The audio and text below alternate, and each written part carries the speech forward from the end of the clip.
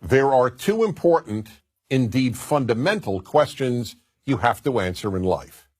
The first is there a God, specifically a moral and judging creator? The second is, are people basically good? Your answer to the second question will shape just about all of your moral, social, and political views, even more than whether you believe in God. That's why a believer and an atheist who have the same views about human nature almost always have the same social and political views. Let me give you some examples. You've probably heard the phrase, poverty causes crime. If you believe that people are basically good, you are likely to believe that poverty or bigotry or some other outside force causes people to commit violent crime. That's the only way you can make sense of the fact that some people commit crimes despite their basically good nature. Something drove them to it. But if you don't believe people are basically good, you're far more likely to blame the criminals themselves, not outside forces, for their actions. One more example.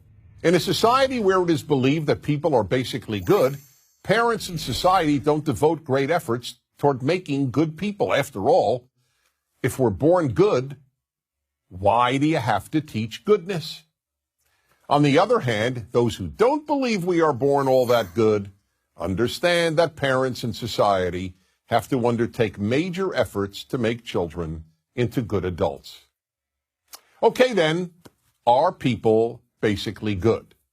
As I will show, given humanity's history, the answer should be obvious.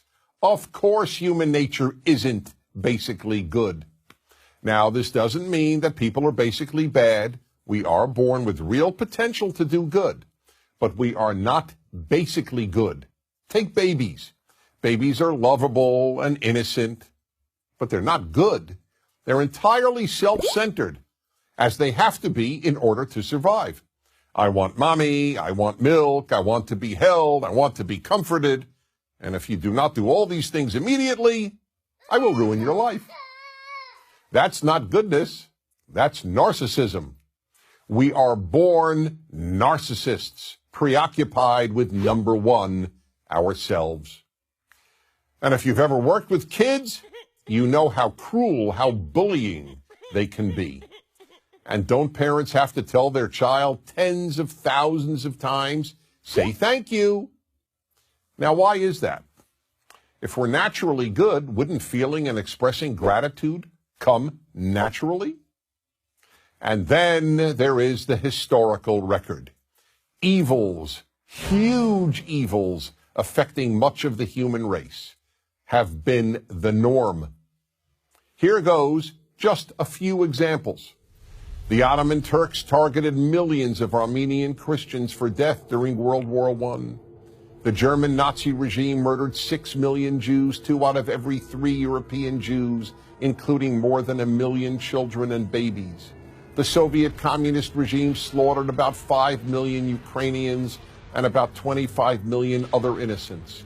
The Chinese communists killed about 70 million Chinese and enslaved the rest of the Chinese people. The North Korean communist regime has built what one can only call the world's largest concentration camp, most of North Korea. In post-colonial Congo in the decade between 1998 and 2008, over 5 million people were murdered and tens, if not hundreds of thousands of women raped. Of course, before that, about 10 million Africans were kidnapped and made slaves in the European slave trade, and another 10 to 18 million Africans were enslaved by Arab slave traders. And let me ask you this. If people are basically good, why does every civilization have so many laws to control human behavior? Knowing all this, those who believe that people are basically good have simply made a decision to believe that and ignore all the evidence. Why do people commit evil? Because it's easy to, because it's tempting to, and yes, because it often accords with human nature. That is why figuring out how to make good people is the single most important project in all of human life. But first, you have to believe it's necessary. I'm Dennis Prager. Join Prager University, subscribe to our YouTube channel, and sign up for free at prageru.com.